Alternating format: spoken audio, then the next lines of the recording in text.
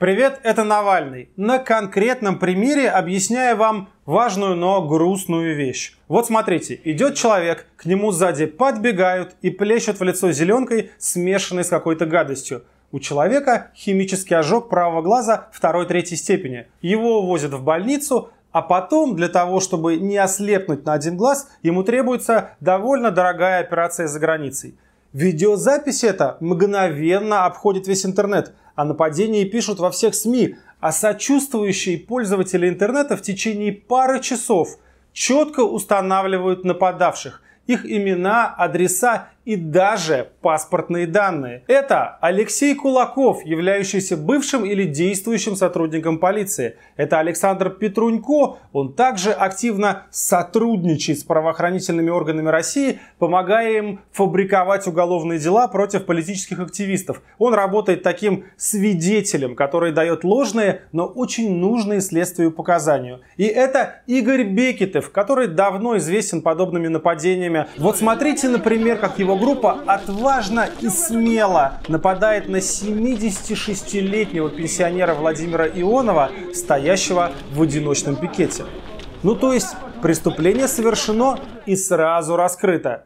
МВД заявляет, что возбуждено уголовное дело. Прокуратура заявляет, что она осуществляет контроль за расследованием. И даже Владимир Путин говорит сразу после этого, что никакие политические лозунги не оправдывают насилие. Насилию, убийствам, какими бы политическими лозунгами они ни прикрывались, не может быть никакого оправдания. Ну, то есть дело в шляпе. А теперь смотрим на этот прекрасный документ. Прокуратура сообщает, что дело не будут забирать у полиции в Следственный комитет для более серьезного расследования. Да и вообще, сама полиция приостановила дело в связи с тем, что злодеев установить оказалось невозможно. То есть, грубо говоря, дело закрыто, потому что нападавшие так хорошо скрыли себя, что Министерство внутренних дел никак не в состоянии их раскрыть. Вот так и окончилась история об этом резонансном преступлении. Человек, в которого плеснули зеленкой, скажу вам по секрету, это я.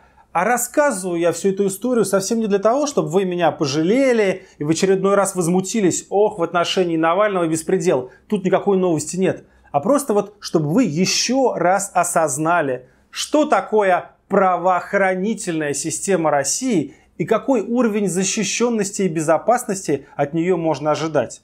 Ну, давайте откровенно скажем. Я довольно известный человек. На меня напали, об этом пишут куча газет, и на полицию будет давить общественное мнение, какие-нибудь правозащитники, журналисты. Но даже если со мной расследование оказывается пшиком, его прекращают из-за того, что преступники не найдены, хотя их фамилии и фотографии были опубликованы в тот же день, то на что может рассчитывать вообще здесь обычный человек? Какую защиту вот вам могут дать прокуратура, полиция, Следственный комитет?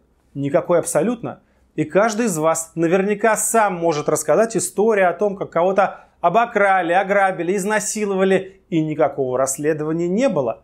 Как нужно уговаривать полицейских или даже платить им взятки, чтобы они хоть немного пошевелились и начали делать свою работу. Вся эта система прогнила насквозь, и она ни в малейшей степени не защищает граждан от преступлений. Да у нас соцопросы показывают, что люди боятся правоохранителей больше, чем преступников. Ну вот, не дай бог, ваш родственник оказался ночью в полиции. У вас же первая мысль будет: господи, да его нужно спасать, выручать, его ж там убьют и забьют. Ну или в любом случае ничем хорошим это не кончится. А вот сама идея о том, чтобы встретить полицейского в ночном городе и в связи с этим оказаться в большей безопасности. Ну, в России это звучит абсурдно и вызывает только хохот. Это одна из важнейших причин, почему я иду на выборы. У нас есть все для того, чтобы правоохранительная система обеспечивала порядок и безопасность для граждан. Мы с вами тратим на это колоссальные деньги. По количеству полицейских на душу населения мы с вами на первом месте в мире. То есть у нас море полицейских. А если мы прибавим сюда Следственный комитет, прокуратуру, ФСБ, МЧС, Национальную гвардию, ФСО и так далее, и так далее, и так далее, то мы увидим, что у нас полстраны в погонах. Мы гигантскую часть бюджета тратим на силовиков. А что получаем? В рейтинге самых безопасных стран по версии Всемирного экономического форума Россия на 109 месте из 136. А по количеству умышленных убийств на душу населения, мы с вами, ребята, хуже Гаити и Гваделупы. При этом и людям в погонах, за исключением самого высокого начальства, мы не можем дать ни нормального уровня жизни, ни нормальной работы. Они же вместо того, чтобы бороться с преступностью, без конца оформляют разные никому не нужные бумажки. Или бегают за оппозиционерами и политическими активистами. Вот с этим всем понятно, что делать. Многие страны весьма успешно реформировали свои правоохранительные органы. И мы сможем это сделать. И мы здесь в России знаем, как это сделать. И я это сделаю, когда стану президентом. Но в текущей системе, пока у власти президент Путин и вся его гоп-компания, мы, к сожалению, не можем рассчитывать, что обычный человек, который платит налоги и содержит вот этих всех правоохранителей, будет получать безопасность для себя и своей семьи в обмен на эти налоги.